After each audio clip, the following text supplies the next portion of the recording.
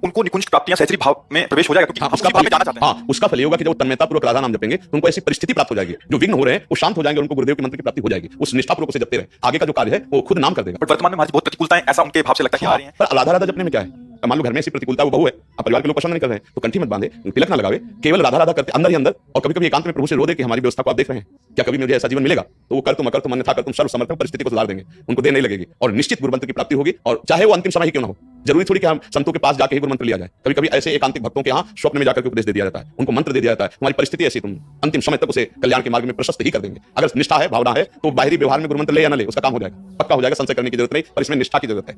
एक बार भाई जी श्री हनुमान प्रसाद पोद्दार जी के चरित्र में आया कि एक नवकिशोरी लड़की भाई जी के उपदेश पढ़कर उनको गुरु मान करके और छवि उनको मिली, तो विराजमान एकांत बंद कमरे में साधना करती।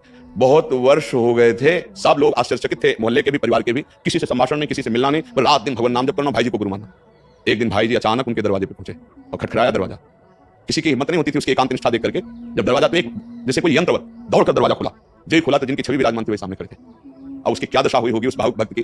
भाई जी के चरणों की वंदना करके बैठाला, पूजन किया और कहा, मैं समझ गई प्रभु, आप हमारे कर्मानिधान श्री कृष्ण हैं। एक ही आशा थी जीवन में कि एक बार जिनको गुरु माना है वो हमारे सामने उपस्थित हो, या मुझे पहुंचा दिया जाए या वो आ जाए। भाई जी फिर उन्होंने कहा कि जब तक हम जीवित रहे तब तक इसका प्रकाश ना हो, और भाई जी से कहा कि अब हमारी आशा पूर्ण हो गई, अब कभी हमारी चर्चा ना हो और कभी आप कृपा करके पधारे ना।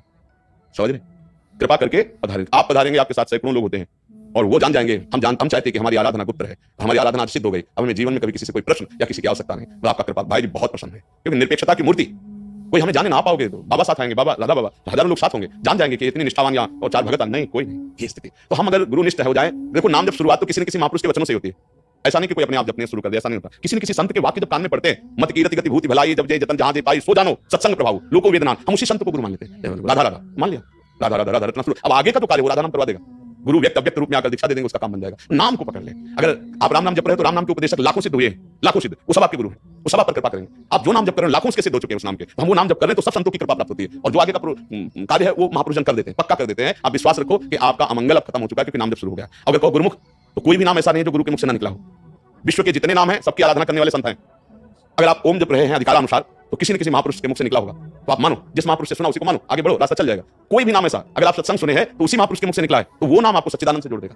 ये नाम में लग जाए, बस नाम में लग जाए, कोई संशय ना करे, ईमानदारी से लग जाए, तो नाम ऊपर चढ़ा देता है, पहुंचा देता है, उसे स्थितियों में पहुंचा देता है। वो स्थिति आने के लिए, जैसे पूज्य राधा बाबा को भाई जी ने क्रम से, अब एक स्थिति थी जहां बाबा पहुंच नहीं पा रहे थे, भाई जी अपने भाव देश के वपु से अंतर में जाकर के उनको श्री जी से मिलाना, राधा नाम का उपदेश करना, राधा राधा रटना, सब आगे का मार्ग हो गया। हमको चिंता नहीं करनी, हमको एक पकड़ लेना है, नाम पकड़ लेना और चलना है। तो